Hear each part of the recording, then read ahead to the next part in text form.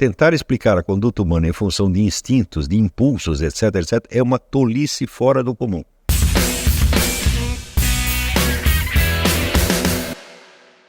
O ser humano não tem impulsos incoercíveis.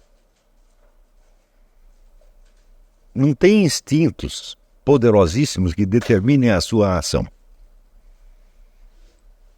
Porém, essas necessidades corporais elementares, que são tão tênues e que, vamos dizer, raramente ou nunca são causa de ação, elas se tornam causa de ação através da interpretação que você faz dela, da simbolização que você faz. É isso? Essa simbolização é feita com elementos da memória, onde as coisas mais diversas podem aparecer sob uma figura única. Ou, por exemplo, vamos supor, a necessidade sexual aparece por si. Tá certo? Mas você talvez nem se lembrasse de atendê-la se você não a associasse com outros elementos que só existem simbolicamente na sua cabeça. Como, por exemplo, a necessidade de um contato corporal. Quando você é pequenininho, você tem muito contato corporal com a sua mãe. E esse contato corporal representava para você um conforto e, vamos dizer, uma situação de bem-estar e de segurança e de paz, etc, etc, etc. Você pode querer sentir isso de novo. Eu digo, o que isso tem a ver com o instinto sexual? Nada.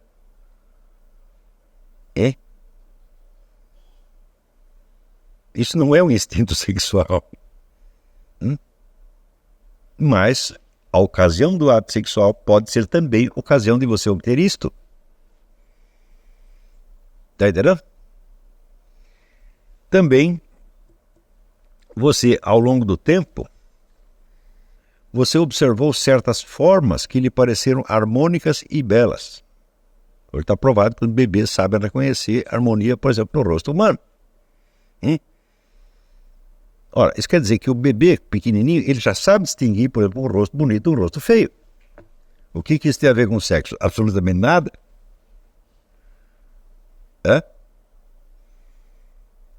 Porém, se você deseja ter um ato sexual com tal ou qual pessoa, você já juntou aí 3 elementos. Você tem o impulso sexual, você tem o gosto pela beleza e você tem o desejo do contato corporal. Imagine então agora a outra multidão de elementos que podem contribuir para você querer ter uma relação sexual com a pessoa. Por exemplo, o prestígio. Não é isso? Você sair com a mulher bonita pendurada no seu braço, bom, dá um prestígio. Eu digo, o que tem isso a ver com sexo? Absolutamente nada. O sujeito pode ser totalmente broxe e indiferente e nem por isso ele vai deixar de gostar de andar com a mulher pendurada, porque isso dá prestígio. Está entendendo? Então, são essas sucessivas camadas de símbolos que dão força a um impulso que inicialmente é muito fraco. Quer dizer, você cria tantos e tantos e tantos motivos para você fazer aquilo que no fim se torna incoercível. Mas isso não é um impulso natural. O impulso natural é fraco. Está entendendo? É o processo de simbolização que faz com que aquilo ocupe, aquela constelação de fatores ocupe na sua psique um lugar enorme. E você acaba pensando que você não pode viver sem aquilo. Está entendendo? Então, não é a necessidade natural que impeliu você a fazer isso. É o quê? É a psique. Tá certo? Então, essa é a mesma coisa que você dizer que nada na psique, nada se constitui de impulsos irracionais herdados da natureza. E quase tudo o que os psicólogos falam a respeito disso é besteira. Você tem obras científicas inteiras dedicadas a estudar fatores inexistentes, como, por exemplo, a agressividade humana. Conrad Lorenz diz que a agressividade humana é um dos fatores mais potentes na nossa conduta. Eu digo, pera um pouquinho. Quantas vezes você bateu em alguém? A maior parte das pessoas passa a vida inteira sem bater em ninguém. Nem no animal. Né? Se você pegar um sujeito muito brigão, por exemplo, eu tinha um amigo brigão chamado Otto. Pensa em quantas pessoas o Otto bateu? 20, 30. É um recorde, né? Arrumou 30 brigas. Epa! Então, que raio de impulso poderoso é esse que tão raramente se manifesta?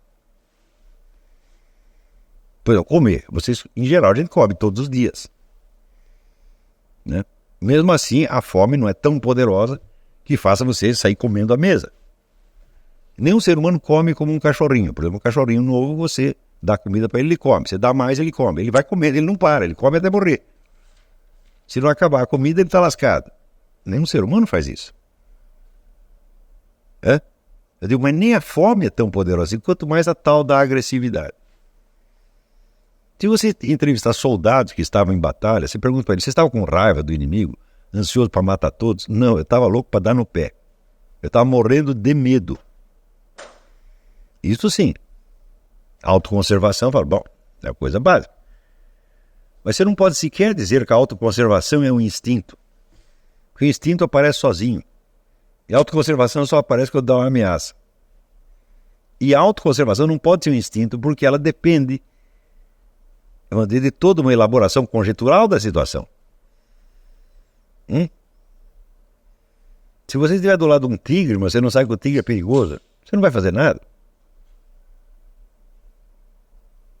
E nós sabemos que a avaliação que o ser humano faz do perigo é enormemente elástica.